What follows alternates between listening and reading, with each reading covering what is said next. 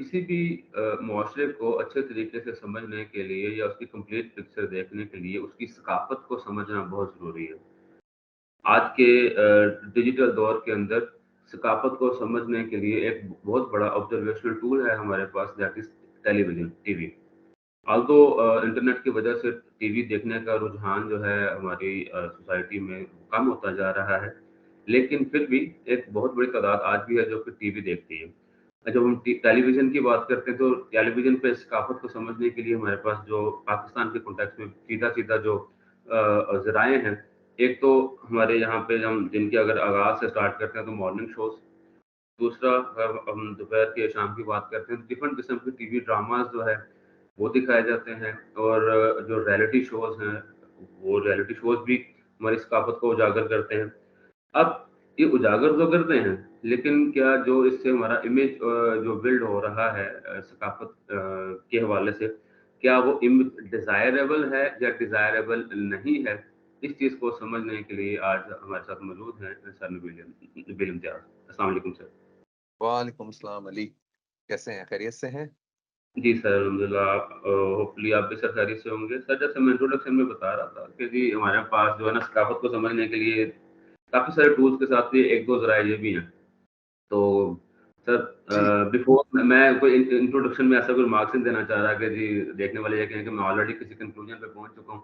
तो पहले आपसे सर पूछते हैं, आप जो है वो क्या कहते हैं इस बारे में? अच्छा इसमें जी ये आपने बड़ी बहुत इंटरेस्टिंग टॉपिक है एंड अनफॉर्चुनेटली जो हम जिस तरफ अगर आपने जिस तरफ इशारा कर रहे हैं ना कि ये basically it comes under entertainment industry जी और सर। एंटरटेनमेंट इंडस्ट्री जो है वो अगर आप ज़रा थोड़ा हिस्ट्री उठा के देखें तो किसी भी मुल्क में उस मुल्क के सोसाइटल रिफ्लेक्शन उसने नहीं दी। जी अगर हम सर। पाकिस्तान से स्टार्ट कर लें फॉर एग्जांपल पाकिस्तान में अगर आप मूवीज़ देखें कि जी वो ख़वातीन जो हैं वो खेतों में नाच रही हैं, तो मैंने तो आज तक पंजाब में कभी किसी खेत में नहीं देखा कि ज खातून जो है इस तरह नाच रही हों, ठीक है? या आप इंडिया चले जाएँ, इंडिया में बॉलीवुड ने जो रिफ्लेक्शन दी है वो इंडियन सोसाइटी ऐसे बिल्कुल भी नहीं है। वहाँ पर भी हुँ, इस तरह का कोई काम, इस तरह की कोई कार्रवाई नहीं होती जितना बॉलीवुड ने जिस तरह करके इंडिया को रिफ्लेक्ट किया है।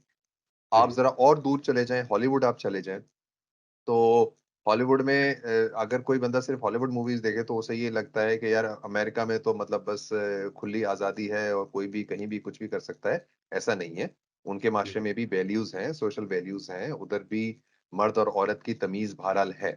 तो उस तरह की कार्रवाई नहीं होती कि जिस तरह के हॉलीवुड मूवीज़ में दिखाया जाता है। जी सर। तो जिससे एक ही कन्क्लूज़न वो ड्रॉ होती है, पाकिस्तान ले लें, इंडिया ले लें, हॉलीवुड, लॉलीवुड, बॉलीवुड, हॉलीवुड, तो they are not adequate reflection of the society. ये तो एस्टेब्लिश हो गई बात, ठीक है?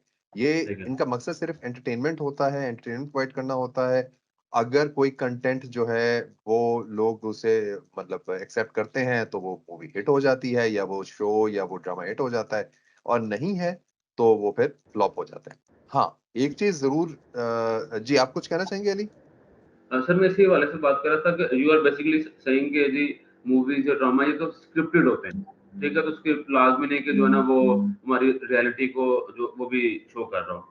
लेकिन सर इसमें अगर हम ऐड करें तो जो मैंने वर्ड रियलिटी शो की बात की या मॉडर्न शोज़ की बात की, जी, उसमें दे ट्राई के वो किसी रियल वर्ल्ड केस को ले अपन मैं जी, जी। हाँ, जी, जी। जी, जी। मैं उसी तरफ आ रहा हूँ। उसमें अगर आप देखें तो if I may use a term moral decadence. या मॉरल डेकेडेंस ये है कि इखलाकी गिरावट, कि इखलाकी तौर पे अब ये एक बहुत ही सख्त लफ्ज़ है, लेकिन जी, जी। इखलाकी तौर पे गिरना। अब रियलिटी शोज़ क्यों कामयाब हुए? क्योंकि उनकी अपील हुई है। ये जो भी आप बात करें कि रियल लाइफ़ से उन्होंने रिलेशनशिप्स को तोड़ना या इस किस्म की मतलब ऊट-पटांग हरकतें, मतलब ऊट-पटांग ही वर्ड आता है ज़हन में, ठीक है? कि जी, इस जी। किस्म की हरकतें करना, अब इनकी अपील हुई है। या जी, आप अभी रियलिटी शोज़ छोड़ें, छोटी सी अब टिकटॉक ले लें। अब जी, जी। टिकटॉक एक बड़ा पावरफुल टूल है, वही टिकटॉक की वही मिसाल है कि एक छुरी है कि सेब काटो या इंसान का गला काटो। अब जी, टिकटॉक जी। से आप बहुत ज़बरदस्त काम भी कर सकते हैं, लेकिन टिकटॉक ज़्यादातर जो उसका वो एक ब्रांड बन गया है, वो यही बना है कि कोई सम नाज़ेबा किस्म की कोई वीडियो या कोई कंटेंट जो कि आप फैमिली के साथ बैठ के नहीं देख सकते या वो नहीं कर सकते।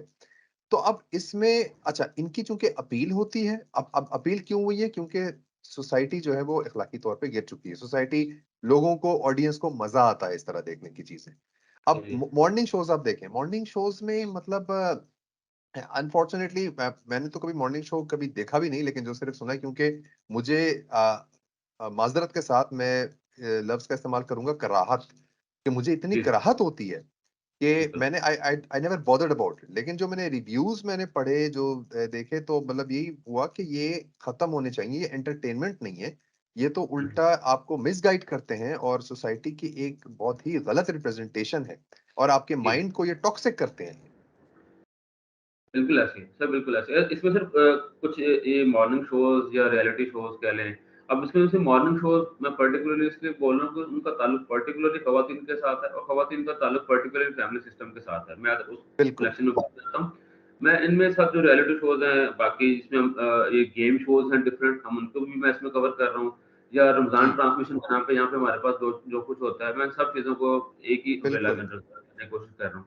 सर हम जो बात करते हैं ना, जैसे जब स्टूडेंट्स को हम लोग पढ़ाते हैं, सर आप भी पढ़ाते हैं, नॉर्म्स का वर्ड हम यूज़ करते हैं, बड़ा कॉमन वर्ड है नॉर्म्स। जी, स्टूडेंट को बताते हैं कि norms are the normals of any society. किसी भी सोसाइटी के जो नॉर्मल्स हैं ना, बिल्कुल। वो वहाँ के नॉर्म्स हैं, सिंपली।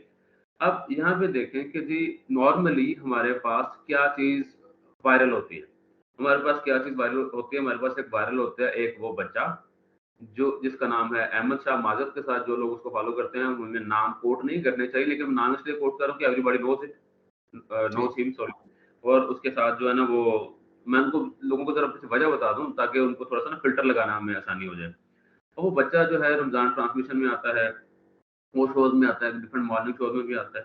लेकिन हम देखें कुछ बच्चे ने ऐसा कारनामा क्या किया है जिसकी वज़ह से वो हर टीवी शो पे आ रहा है और जो है ना लोग उसको देख रहे हैं, उसकी वीडियोज़ को शेयर कर रहे हैं, आपस उसके कंटेंट को फ़ॉलो करने की कोशिश कर रहे हैं। वो बच्चा सर जब स्टार्ट में उसकी एक वीडियो वायरल हुई थी और वो वीडियो वायरल क्या थी कि वो अपनी किसी एक टीचर से बदतमीज़ी कर रहा था। टीचर ने पूछा था होमवर्क नहीं किया तुमने? तो वो इस बात में बजाय इसके कि टीचर को आगे से कोई एक्सक्यूज़ करे या वजह बताए, वो कहते तुम चले जाओ, मैं तुम्हें ये कर दूँगा, वो कर दूँगा, बदतमीज़ी कर रहा था आगे से। वो sir very next few days जनाब he was in a morning show. ये तो बड़ा अच्छा गुस्सा करता है। भाई आप किस चीज़ को प्रमोट कर रहे हो? अच्छा अब इसकी बात क्या है कि जी एक लड़की है, वो किसी अपनी दोस्त की शादी पे में डांस कर रही है। Next day she was in a morning show. एक भाईजान है, जो अपने लंदन से या कहाँ से वो फ़िज़ूल से गाने गाते हैं, ठीक है? अजीब सी उनकी आवाज़ और बेहुदा सी आवाज़ में गाने गाते हैं वो। जनाब आजकल वो पाकिस्तान आए हुए हैं, तो उनको हर मॉर्निंग शो उनको बुला रहा है और उनके साथ जो है ना वो कर रहे हैं, वो डिफरेंट एंटरटेनमेंट के जो फंक्शंस हो रहे हैं, अवार्ड शोज़ हो रहे हैं, उनमें भी जा रहे हैं। जस्ट क्योंकि वो वायरल है, जो दिखता है वो बिकता है और जो बिकता है वो सब उसको फ़ॉलो करने की कोशिश करते हैं।